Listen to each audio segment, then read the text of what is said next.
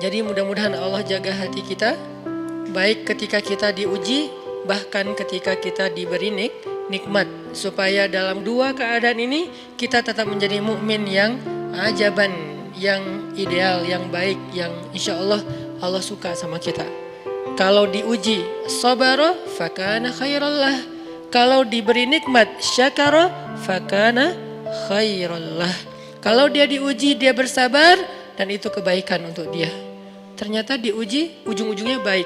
Lewat apa ujian menjadi kebaikan? Lewat sabar. Bukankah Allah bilang wabasyiris sabirin? Sampaikan berita gembira kepada orang yang sabar. Ada banyak kebaikan yang Allah sediakan untuk orang yang sabar kalau dia sabar. Dan kalau diberi nikmat syakara.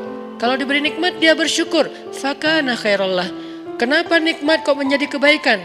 Maksudnya dengan dia bersyukur Allah tambahkan kebaikan itu.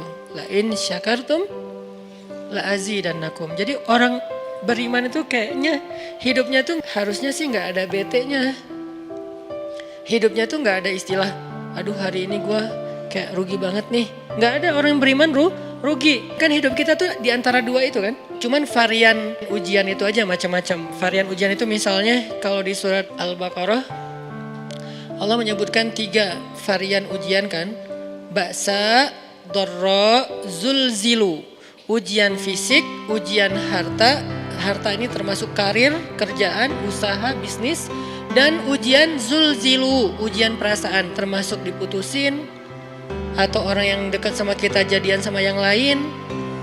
Atau mungkin di unfollow oleh ya gitu deh. Saya kalau udah ngebahas bab ini agak gimana gitu. Jadi 3 varian ini masuk kategori apa? Masuk kategori ujian. Tetap aja 2. Kalau nggak ujian nikmat. Antara 2 itu nih. In asabathu sarra syakara wa in asabathu dharra sabara. Udah gitu aja. Dan nanti bahkan sampai ayatnya gini. Alladzina yunfiquna fis sarra'i wad dharra. Orang yang tetap beramal soleh lewat hartanya dalam keadaan dia berkelebihan atau dalam keadaan dia kekurangan. Itu mukmin, keren banget gitu. Dia tuh nggak pernah kehilangan kesempatan berbuat baik.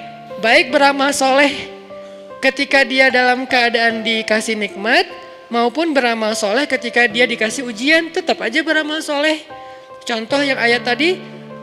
Yunfikuna fis sarra, berinfak dalam keadaan sarra, dalam keadaan bahagia, senang, lagi dapat untung gitu kan. Ataupun yunfikuna fid dharra, tetap berinfak walaupun dia dalam keadaan dharra, dalam keadaan susah.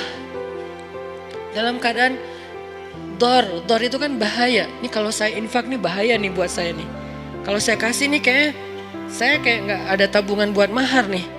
Kalau saya kasih ke dia, terus saya gimana?